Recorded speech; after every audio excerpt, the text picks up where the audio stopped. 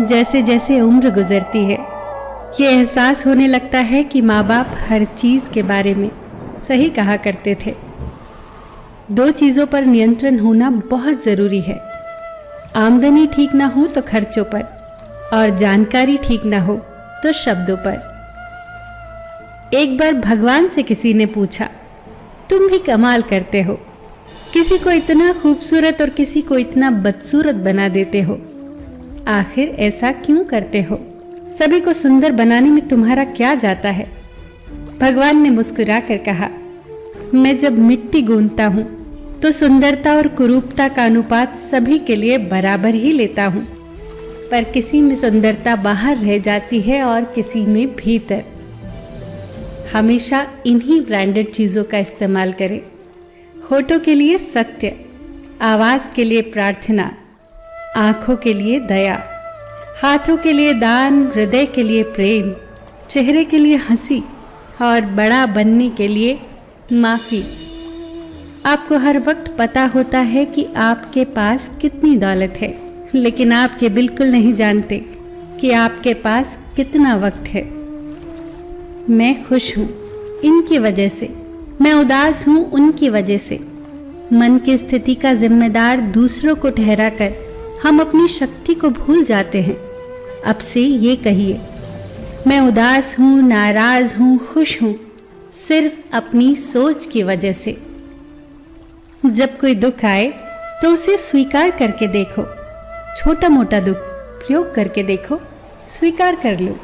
ऐसा सोचो ही मत कि मेरे ऊपर कोई विपदा आ गई है। ऐसा सोचो ही मत कि परमात्मा मेरे साथ अन्याय कर रहा है। शिकायत लाओ ही मत, गिला शिकवा लाओ ही मत। इतना ही जानो कि मैंने कुछ दुख बोए होंगे, इसीलिए फल काट रहा हूँ।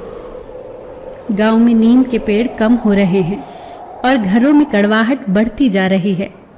जुबान में मिठास कम हो रही है और शरीर में शुगर बढ़ती जा रही है। किसी महापुरुष ने सच ही कहा था कि जब किताबें सड़क किनारे रखकर बिकेंगी और जूते कांच के शोरूम में बिकेंगे, तब समझ जाना कि लोगों को ज्ञान की नहीं, जूतों की जरूरत है। भगवान श्री कृष्ण कहते हैं कि कोई भी व्यक्ति आपके पास 3 ही परिस्थितियों में आता है, भाव से, अभाव से या फिर प्रभाव से। यदि वो भाव में आया है तो उसे प्रेम दीजिए, अभाव में आया है तो उसकी मदद करिए, और यदि प्रभाव में आया है तो प्रसन्न हो जाइए कि परमात्मा ने आपको इतनी क्षमता दी है। ये जिंदगी है जनाब, कई रंग दिखाएगी, कभी रुलाएगी तो कभी हंसाएगी। जो खामोशी से सह गया वो निखर जाएगा, जो भावनाओं में बह गया वो बिखर जाएगा।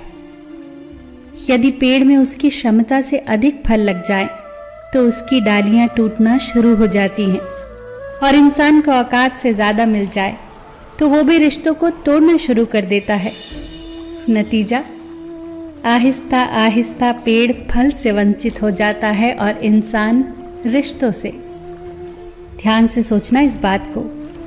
पैसे हैं तो रिश्ते कम हैं, रिश्ते हैं तो पैसे कम हैं, दोनों हैं तो सेहत कम है, तीनों हैं तो जीवन कम है। कहीं कुछ है तो कहीं कुछ कम है। सब कुछ मिलना बहुत कठिन है। अगर है सब कुछ तो यही स्वर्ग है और हम स्वर्ग में हैं। फिर मिलेंगे दोस्तों अगली वीडियो के साथ। तब तक के लिए अपना ख्याल रखना और हमेशा मुस्कुराते रहना।